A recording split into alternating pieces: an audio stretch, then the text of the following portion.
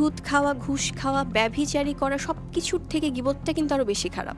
এটা হচ্ছে ইসলামে মৃত ভাইয়ের মাংস গোস্ত খাওয়ার সমান। আমার ম্যারিটাল স্ট্যাটাস নিয়ে কথা বলছেন, সব কিছু নিয়ে কথা বলতেছেন নির্দ্বিধায়, গসিপ করলে নাকি নিজের ভাইয়ের মাংস খাওয়া হয়।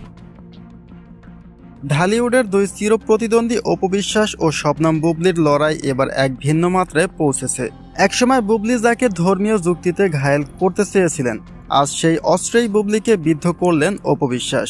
অপুর সাম্প্রতিক এক মন্তব্য এখন নেট দুনিয়া তোলপাড় সৃষ্টি করেছে, যেখানে তিনি বুবলিকে উদ্দেশ্য করে বলেছেন, যিনি অন্যের গীবত করেন তিনি আসলে মৃত ভাইয়ের মাংস খান।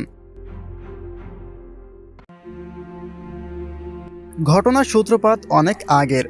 বুবলি একটি সাক্ষাৎকারে বলেছিলেন যে ইসলামী শরিয়া অনুযায়ী গীবত করা বা কারো পেছনে সমালোচনা করা মানে মৃত ভাইয়ের মাংস খাওয়ার সমান। সেই সময় বুবলির নিশানায় ছিলেন অপু বিশ্বাস, কিন্তু এবার অপু বিশ্বাস সেই একই কথা দিয়ে বুবলিকে তুলোধুলো করলেন। অপু বলেন, বুবলির মুখে সারাক্ষণই অপু বিশ্বাস নামটি লেগে থাকে। তিনি আমার ব্যক্তিগত জীবন আর বৈবাহিক সম্পর্ক নিয়ে সারাক্ষণই কুরুচিপূর্ণ চর্চা করেন।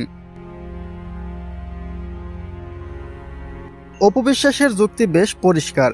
তিনি প্রশ্ন তুলেছেন, যিনি নিজে মৃত ভাইয়ের মাংস খাওয়া উপমা দিয়ে ধর্ম প্রচারের চেষ্টা করেন, তিনি কেন সারাক্ষণ অন্যকে নিয়ে গীবত করছেন?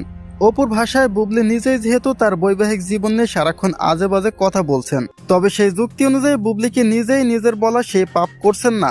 বুবলিকে তার নিজের অস্ত্রের মুখে দাঁড় করিয়ে অপু বুঝিয়ে দিলেন যে আয়নার সামনে দাঁড়িয়ে আগে নিজের দিকে তাকানো উচিত। অপু বিশ্বাসের এই সরাসরি আক্রমণ বুবলির ইমেজে কতটা প্রভাব ফেলবে? বুবলি কি পারবেন তার নিজের দেওয়া যুক্তির জবাব দিতে? এই বাদানুবাদ কি কেবলই ব্যক্তিগত আক্রোশ, নাকি এর গভীরে আছে অন্য কোনো কারণ? এ বিষয়ে আপনাদের ব্যক্তিগত মতামত কি? জানিয়ে দিন কমেন্ট বক্সে।